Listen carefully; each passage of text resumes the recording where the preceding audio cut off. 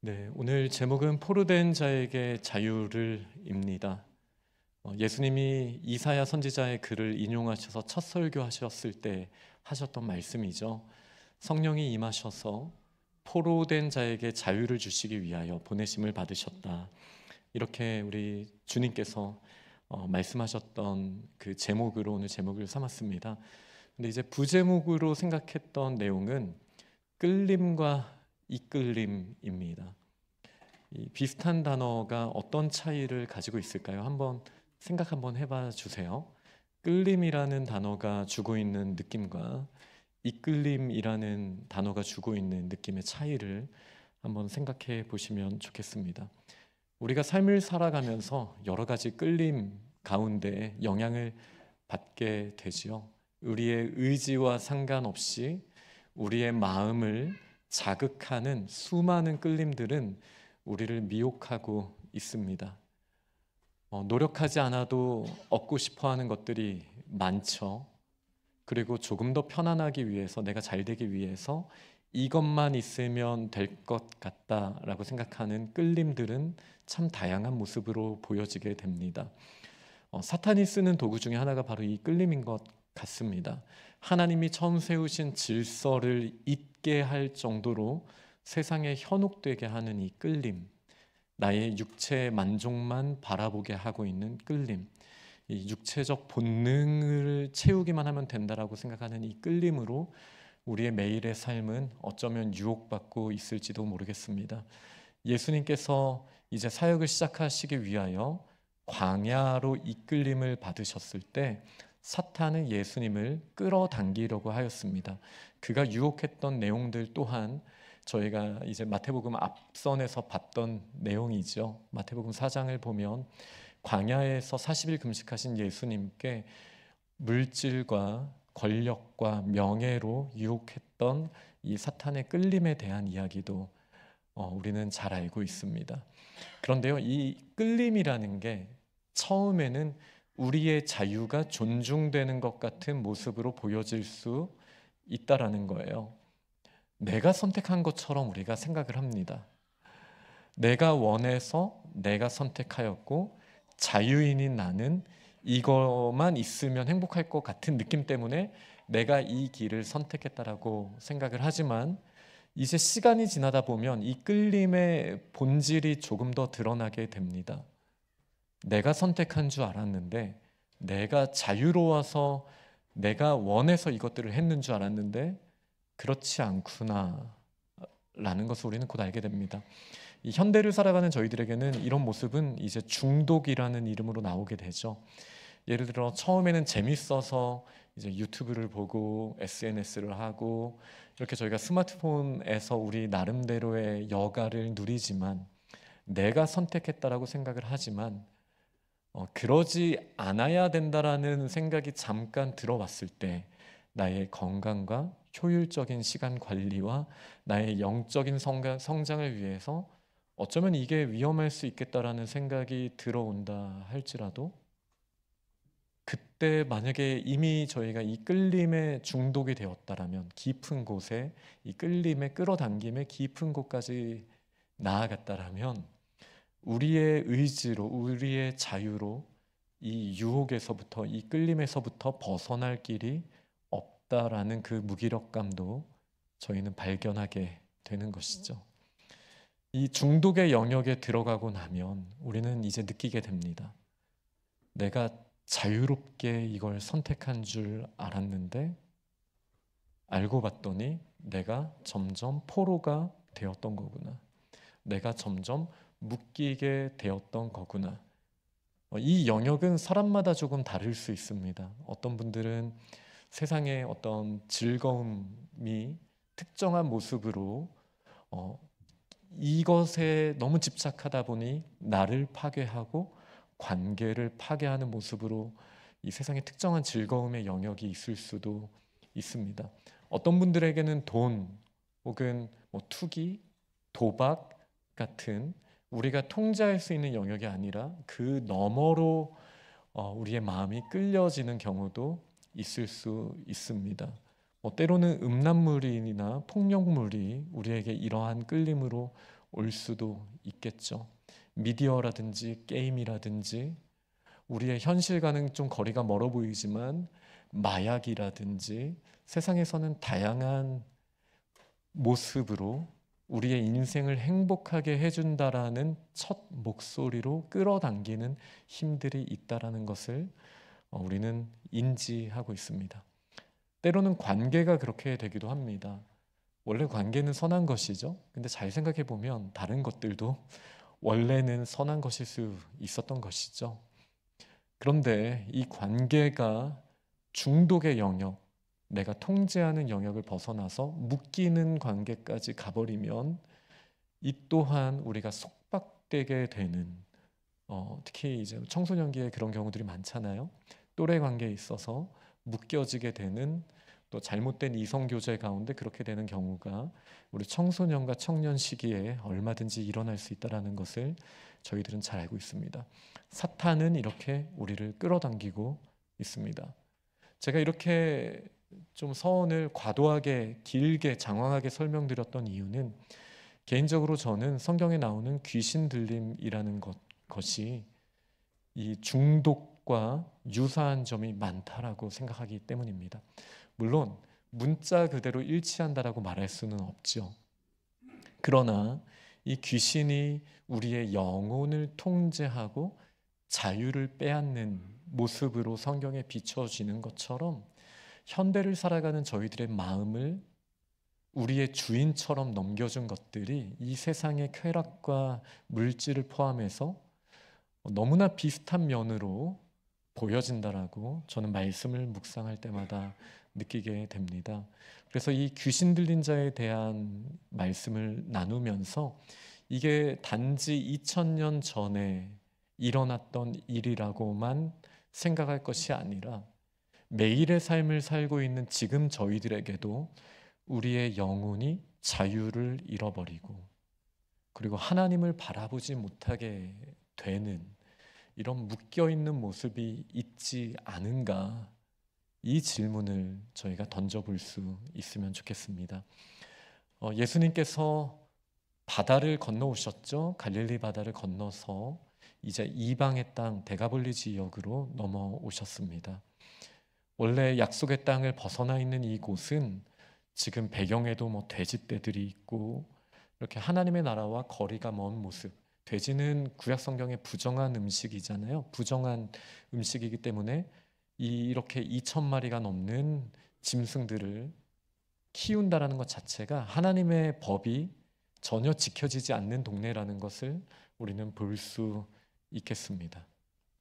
유대인들이 혐오하였던, 하나님이 기뻐하시지 않은 동물이라고 그 당시에 여겨졌던, 물론 지금 저희들에게는 허용이 됐지만요, 이 돼지가 때로 있다라는 사실만으로도 바다를 건넌 이 세상이 얼마나 무질서한 곳인지 저희는 알 수 있습니다. 그러나 그 무질서의 가장 대표적인 사람이 두 명이 나오는데 마태복음은 두 명이라는 걸 강조합니다. 바로 귀신 들린 자 두 명입니다.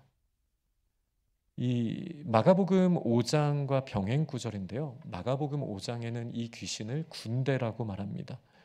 굉장히 많고 힘 있는 어떤 그런 묘사라고 할 수 있겠죠. 그리고 마가복음 5장에서는 예수님이 이 귀신을 쫓아내실 때 돼지 2000마리에 들어갔다라는 점에서 이 천이라는 게 군대의 단위거든요. 히브리어로 알렙이라고 하는데 이 단어를 군대 조직으로 저희가 그룹핑할 때 쓰는 표현입니다. 그러니 이 2000마리의 돼지에 들어갔다라는 점에서 이 두 명의 귀신 들린 자와 연결이 될 수 있습니다. 이 한 군대 조직을 천이라고 봤을 때요. 이 귀신 들린 자 두 명이 이제 예수님을 만나게 되었습니다. 마가복음은 이 사람들을 조금 더 구체적으로 묘사를 합니다. 먼저 옷을 입지 않고 있고요. 그리고 자기 자신을 다치게, 상하게 하는 그런 모습으로 있습니다. 뿐만 아니라 다른 사람들에게도 위협이 됩니다. 이 모든 표현을 마태복음은 한 단어로 표현합니다. 사나웠다. 우리 주변에도 사나운 사람들이 좀 있으신가요? 자기 자신을 거울로 볼 때도 사나움을 때로는 느끼지 않나요? 내가 이렇게 사나웠었나? 이런 생각을 아마 하실 수도 있다라고 생각합니다. 우리의 영혼이 하나님과 순전하게 깨어서 연결되어 있지 않을 때 우리는 무언가에서 끌려가는 존재가 되었을 가능성이 큽니다. 하나님이 아닌 다른 무언가가 우리의 인생의 주인이라고 우리가 여길 때, 우리의 인생의 주인이 피조물인 무언가에 묶여 있을 때 우리는 이런 사나운 존재가 됩니다. 나 자신을 보호하지 못하고, 나 자신을 지키지도 못하고, 또 다른 사람도 보호하지 못할 뿐만 아니라 다른 사람들도 해할 수 있는 존재. 그래서 마가복음 5장은 이 동네 사람들이 이 귀신 들린 자를 묶어두었다라고 말합니다. 쇠사슬로요. 쇠고랑을 찼다라고 표현이 됩니다. 그런데요, 이 강력한 줄로 묶여 있는데 이 귀신 들린 자가, 군대 귀신 들린 자가 이 쇠고랑을 끊어내는 괴력을 발휘하는 거예요. 사람들의 이제 통제 불가의 영역에 들어가게 되었습니다. 이 문제를 해결하려고 나름대로는 쇠고랑도 채워보고 동네에서 격리해서 살아보게 하려고 했지만 통제가 안 돼요. 그 쇠사슬을 끊어내고 자기 자신을 해하고 다른 사람에게도 위협이 되는 통제 불가능한 이 귀신 들린 자를 지금 예수님이 만나 주신 거예요. 저는 이 면들이 정말 본질을 잘 드러내고 있다라고 생각합니다. 이 순차적으로 말씀을 드리면 귀신 들렸다라는 이 표현을 저희가 막 복잡한 생각을 지금 하실 필요는 없습니다. 언젠가 기회가 되면 더 자세히 말씀을 나눌 수 있는 기회가 있겠죠. 막연히 혹시 저희는 초신자들이 있기 때문에 사람이 죽어서 귀신이 된다라고 생각하시는 건 전혀 성경적이지 않으니 일단 그렇게는 생각 안 하셔도 됩니다. 다음에 기회가 되면 더 자세히 설명을 드리겠습니다. 이 귀신이 들렸다라는 것은 우리의 영혼과 하나님과의 관계에 있어서 그 촘촘하게 연결되어 있는 연결고리가 끊어지고 더 이상 하나님으로부터 공급받을 필요가 없다라고 착각한 저희가 우리의 인생의 지침을 아니면 규칙을, 진리를 세상의 다른 무언가로 붙들고 있는 모습으로 보여지죠. 그래서 첫 번째로는 하나님과의 관계에 단절이 일어나게 됩니다. 이 귀신 들린 자의 첫 번째 모습이요. 그렇게 됐더니 나의 영혼과 육체 사이에 부조화가 일어나는 거예요. 원래 이 영혼과 육체를 하나님이 한 몸 안에 창조를 하셨기 때문에 우리의 영혼이 하나님 안에 있을 때 건강한 상태가 될 때 우리의 영혼 때문에 우리의 육체도 같이 빛나게 됩니다. 우리의 눈빛을 통해서 표현되는 우리의 표정과 우리의 언행을 통해서 그 영혼의 건강이 육신에 나타나게 되는 건 자연스러운 일이죠. 그러나 그 공급자이신 하나님으로부터의 공급되는 것들이 다 끊어지게 되니 이 영혼과 육체의 부조화가 일어나게 되는 거예요. 오히려 이 영혼이 귀신에 사로잡히다 보니 우리의 몸을 해하는 단계까지도 갑니다. 내 영혼을 하나님이 창조하셨기 때문에 하나님의 성전으로서 소중하게 여기고 돌봐야 한다라는 책임감을 느끼기는커녕 내가 망가지든 내가 더 건강해지지 않든 심지어 자해를 하는 단계까지 다다르든 순간적인 고통만 피하면 되고 순간적인 쾌락만 있으면 된다라고 생각하면서 우리의 몸에 좋지 않은 것들을 허용하고 내버려 두는 나의 몸과 영혼의 일종의 단절 같은 게 두 번째로 나타나는 현상이겠죠. 세 번째는 어떤 일이 나타나게 됩니까? 자기 자신만 해야 하는 게 아니라 다른 사람들도 해야 하는 존재가 되어버렸기 때문에 다른 사람과의 관계도 단절되는 것이 이 특징이라고 할 수 있습니다.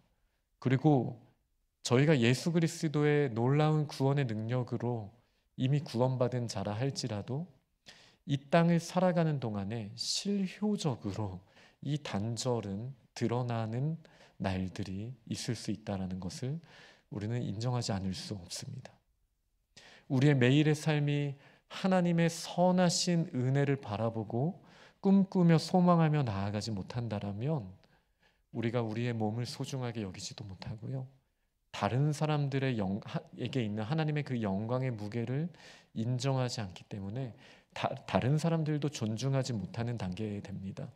그렇게 되면 사람과의 관계도 끊어지게 되고 나 자신과의 건강한 관계도 끊어지게 되며 본질적으로는 하나님과의 관계가 끊어져 있는 이 귀신 들려 있는 상태를 우리는 자꾸 보게 되는 거예요.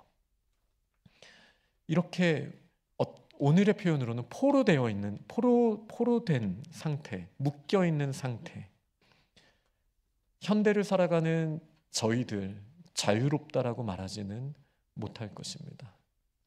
마치 이 귀신 들린 자를 사람들이 묶어 놓은 것처럼 우리는 관계의 차단을 경험하기도 하고 여러 가지 고립과 쓸쓸함과 괴로움을 느끼기도 합니다. 그때 예수님이 그 귀신 들린 자를 찾아와 주셨어요. 근데 이 귀신 들린 자가 이미 그의 영혼이 조종을 당하기 때문에 자신의 영혼에는 포로된 자로서 어떠한 목소리도 낼 수 있는 자유가 없었습니다. 그 귀신이 그를 통해서 행동하고 말하고 있습니다. 사로잡혀 있는 거예요. 무언가에게 사로잡혀 있는 거예요. 그들이 소리를 질러 말합니다. 하나님의 아들이여, 당신이 우리와 무슨 상관이 있길래 벌써 오셨습니까?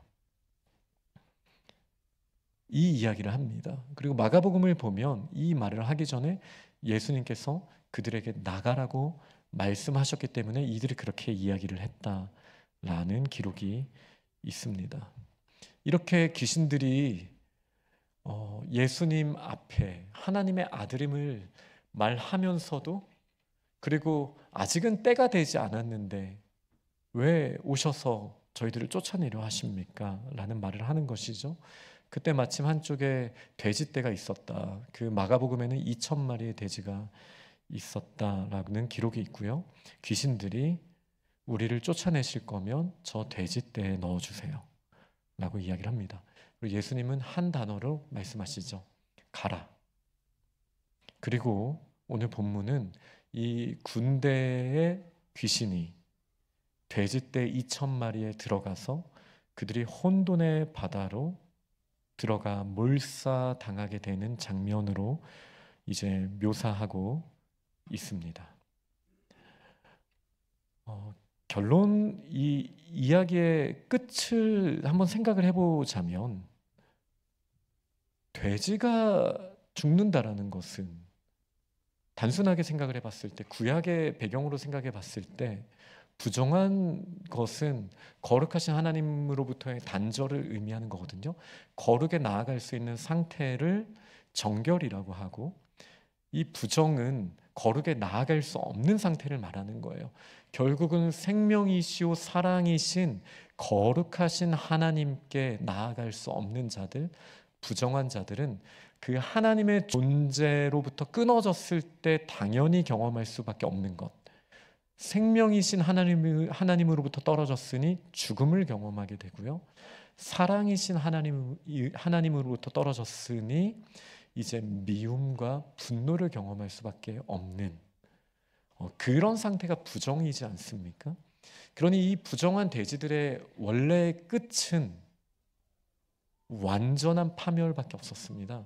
그러니 이 귀신들의 그 종국도 결국 하나님께 나아갈 수 없는 존재는 결국은 하나님으로부터 공급받지 못하는, 하나님으로부터 떨어져 있을 때 자연스럽게 경험하게 되는 이 죽음과 고통과 이런 심판을 겪을 수밖에 없다라는 것이 이 이야기의 마지막 부분으로 보여지게 되는 것이죠. 그러니 오늘 본문은 정말 명확하게 말하는 거예요. 우리는 예수님을 어떻게 바라보고 있습니까?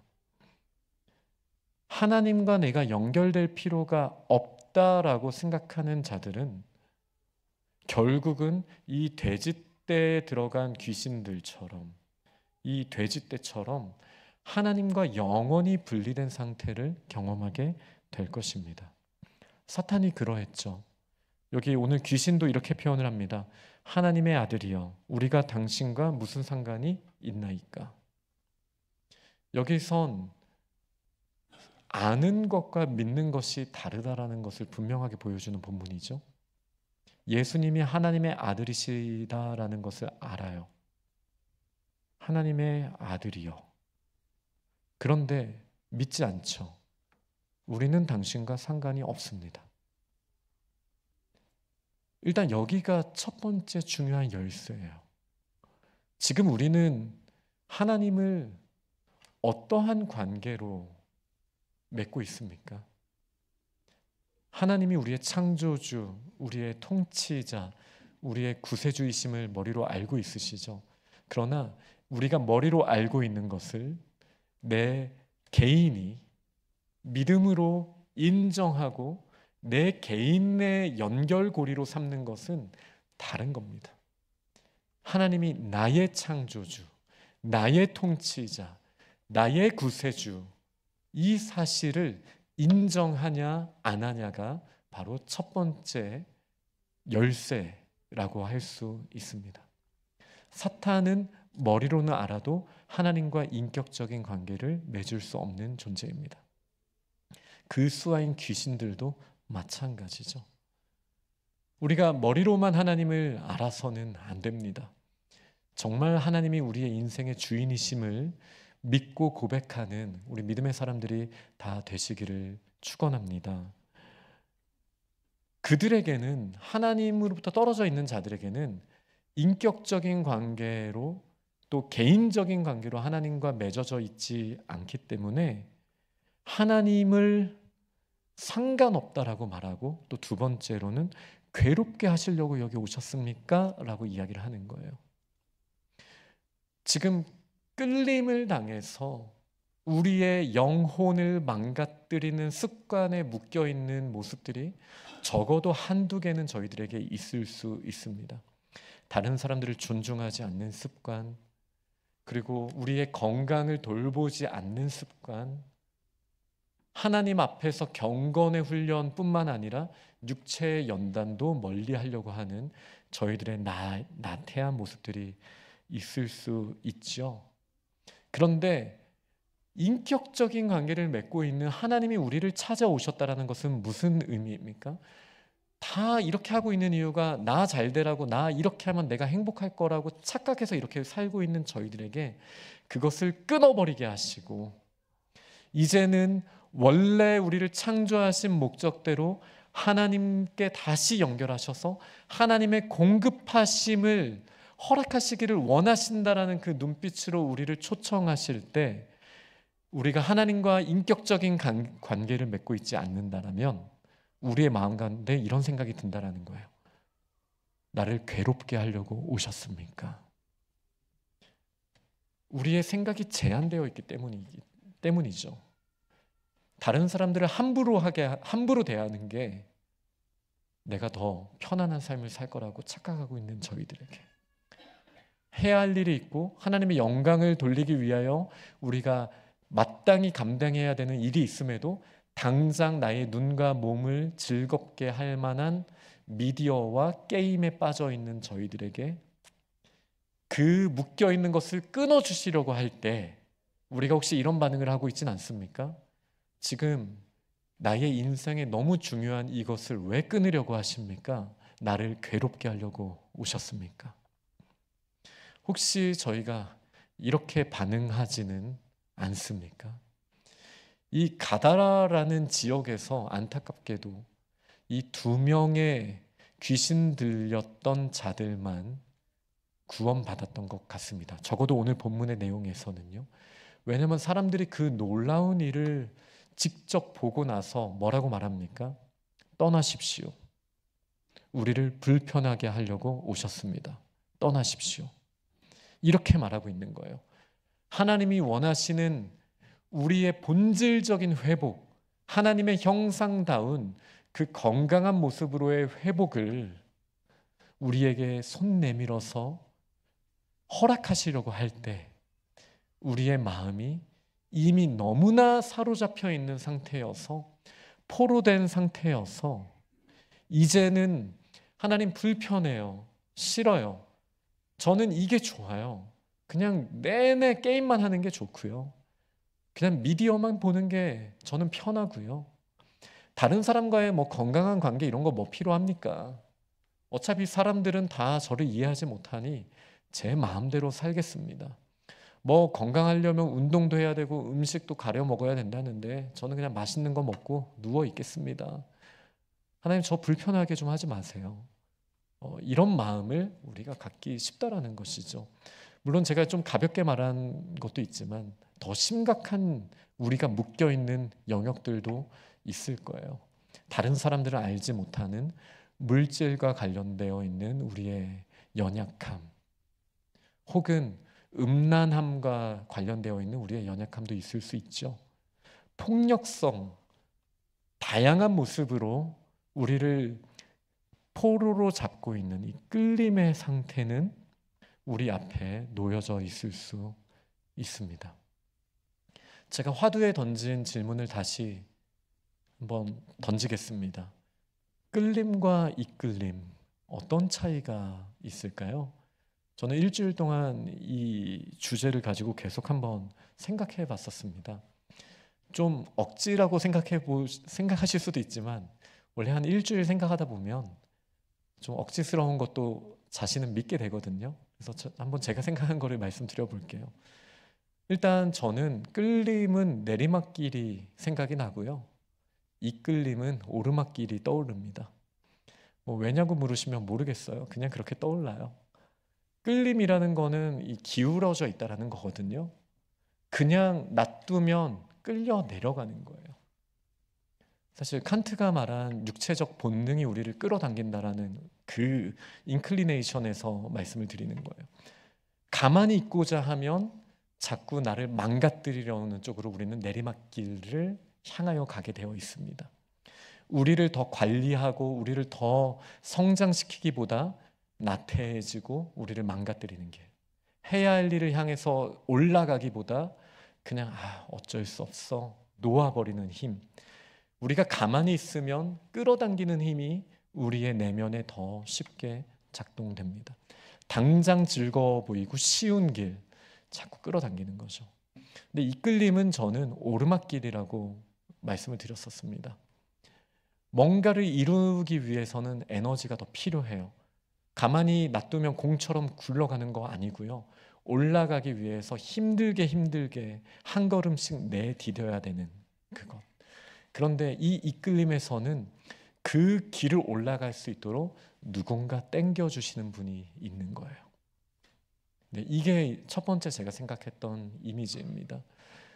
두 번째는 이미 말씀드린 것 같기도 한데 저는 인격적인 관계와 기계적인 관계라는 생각도 한번 들었습니다. 이 끌림은 마치 자력으로 당기는 것처럼 아니면 중력으로 낮은 곳으로 당기는 것처럼 그냥 기계적인 조건반사처럼 이렇게 끌려가는 느낌이라면 이끌림이라는 것은 관계 안에서 인격적인 모습으로 에너지를 쏟아서 누군가가 인도할 때 자신도 힘을 내어서 나아가는 그런 이미지가 그려집니다. 네. 좀 설득력이 없나요? 제 나름대로는 고민을 해봤는데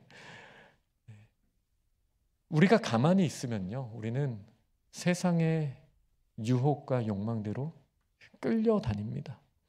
그런데 이 끌려다니는 모습을 정말 위험한 건 우리가 자유롭기 때문에 내가 선택했다라고 착각한다라는 거예요. 그렇지 않아요. 오히려 끌림에는요, 인격적인 요소가 없기에 우리의 자유는 어디에도 없습니다. 내가 자유로워서 밤새 게임하는 것 같죠? 자유가 없기 때문에 밤새 게임을 하는 거예요. 멈출 수 있는 힘이 없기 때문에, 내가 통제하지 못하기 때문에 끌려가는 거예요. 기계적인 거예요. 인격적인 게 아니에요. 우리의 영혼이 포로로 잡혀 있는 거예요. 이끌림은요, 우리가 하나님의 뜻에 순종한다라는 게 자유가 없어 보이죠? 아니에요. 이 세상 모든 것들은 질서로 가득 차 있습니다. 시편 19편에 다윗의 시를 보면 이렇게 말하죠. 하늘이 하나님의 영광을 선포하고 궁창이 그의 하신 일을 나타내는도다. 날은 날에게 말하고 밤은 밤에게 지식을 전하나 언어도 없고 말씀도 없으며 들리는 소리도 없으나 그의 소리가 온 땅에 통하고 그의 말씀이 세상 끝까지 이르도다. 하나님이 진리로 이 땅을 창조하셨죠. 이 진리 가운데는 과학적인 질서도 있고 도덕적인 질서, 영적인 질서가 다 있습니다. 이게 목소리가 들리지 않아요. 그런데요, 이게 언어도 없고 말씀도 없으면 들리는 소리도 없는데요, 그의 소리가 온 땅에 통하고 그의 말씀이 세상 끝까지 이르는 거예요. 하나님이 세우신 과학의 법칙이요, 지구에만 적용이 되는 게 아니에요. 우주 끝까지 하나님의 그 질서는 펼쳐져 있습니다. 그러면은 우리 인간들의 선택은 딱 하나인 거예요. 하나님의 질서를 존중하고 그 질서를 따라가는 것을 선택하거나 아니면 놓아버리는 것. 하나님의 질서를 선택하는 자들은요, 과학을 열심히 공부하겠죠. 그리고 그 과학을 이해하면서 살아가겠죠. 예를 들어 저희 위치 에너지 어릴 때 배우지 않습니까? 하나님의 질서를 배우면 높은 데서 함부로 뛰어내리지 않습니다. 그게 자유로운 거예요. 그런데요, 하나님이 발송하시는 그 송신기가 있고 우리가 받아들이는 수신기가 있는데 우리의 죄 때문에 이 수신기가 망가졌어요. 진리가 더 이상 우리 인간들의 마음속에 들어오지 않습니다. 진리가 들어오지 않고 온갖 세상의 잡음들이 우리의 내면을 가득 채우고 끌어당기고 있는 거예요. 내가 자유롭게 선택했다라고 생각을 하는데 이 세상의 욕망에 따라 끌려갔던 저희의 모습과 원래 그 지혜로 과학과 도덕과 영적인 질서를 세우시고 우리에게 그 가이드라인을 마치 내비게이션처럼 보여주시는 그 하나님의 놀라운 그 진리의 길을 이끄심을 따라 우리가 나의 자유로 이 모든 끌림을 거부하고 하나님, 제가 하나님의 뜻에 순종하며 나아가겠습니다. 그 길을 걸어 나아가는 것이 참 인격의 모습이고 자유로운 모습임을 믿으시기 바랍니다. 예수님께서요, 우리의 모든 허물을 대신 다 감당하셨죠. 우리의 연약함 때문에 우리 그 완전하신 분이 질고를 당하셨어요. 그런데 이 귀신 들린 모습은 좀 달라요. 예수님이 귀신에 사로잡히셔서 우리에게 자유를 주셨다, 이런 개념이 아니에요. 이 모든 유혹을 마치 광야에서 사탄아 물러가라 하나님의 말씀으로 정확하게 대적하셨던 것처럼 이 끌림에 넘어지지 않고, 제가 이 끌림이라고 했죠. 디스 끌림에 넘어지지 않고 하나님의 이 끌림을 따라 순종하며 한 번도 넘어지지 않고 가신 예수 그리스도로 말미암아 우리에게 길이 열린 거예요. 그러니 이제 저희가 예수 그리스도로 말미암아 이 수신기가 회복이 되었다라면 하나님, 저를 인도하여 주옵소서. 하나님의 말씀을 들려주시면 제가 그 길을 선택하며 나아가겠습니다. 이렇게 결단하며 나아가야 되지 않겠습니까? 우리에게 여러 소음들이 자꾸 들릴 거예요. 이렇게 하면 행복할 거다. 그리고 시간이 지나면 우리에게 자유는 없는 것이었고 우리의 마음은 분노와 좌절과 우울감으로, 폭력성으로, 욕망으로, 온갖 육체의 소욕과 죄의 열매들로 가득 찬 모습을 보며 포로로 묶여있는 저희의 모습을 발견하게 되지 않습니까? 그러니 이제는 우리의 주이신 분, 우리를 온전케 하시는 예수 그리스도를 바라봅시다. 그리고 주님이 보여주시는 질서만이 우리의 유일한 소망임을 인정하고요, 하나님 말씀을 들려주시면 이끄시는 대로 가겠습니다. 그것이 저 산 꼭대기를 할지라도 주님이 저를 끌어주실 테니 제가 영혼이 깨어나서 이끄시는 대로 제가 한 걸음씩 주님과 함께 나아가겠습니다. 우리가 이렇게 결단해야 되지 않겠습니까? 우리 그 길을 가야 합니다. 우리의 매일의 삶 가운데 저희가 해결해야 되는 이 포로된 문제들이 많이 있습니다. 이 시간 저희 봉헌 시간에 결단하며 나아갈 텐데요. 이 결단할 때 우리를 묶고 있는 것이 무엇인지 한번 돌아봅시다. 관계에 혹시 묶여 있습니까? 왜곡된 관계요? 물질에 묶여 있습니까? 세상의 쾌락에 묶여 있습니까? 과거의 실수와 상처에 묶여 있습니까? 무엇이 우리를 하나님의 영광을 드러내지 못하는, 우리를 더 아래로 이 돼지떼들처럼 혼돈의 바다로 끌어당기고 있습니까? 귀신은 쫓겨났지만 그 종국은 이 돼지떼와 함께 결국은 저 혼돈의 바다로 우리를 끌어당기는 것 아닙니까? 그러니 하나님, 이 포로된 것에서부터 우리를 해방시켜 주옵소서. 우리 이렇게 결단합시다. 우리의 몸을 다시 회복시키는 그 방향성으로 나아가야 합니다. 그리고 관계를, 공동체 안에서 더 이상 단절이 아니라 공동체 가운데 나아가는 단계로 나아가게 하여 주옵소서. 이 일을 위하여 하나님의 음성을 듣고 하나님의 이끄심을 따라 나아가는 저희들이 되기를 결단하며 또 우리 봉헌하며 하나님 앞에 나아갑니다.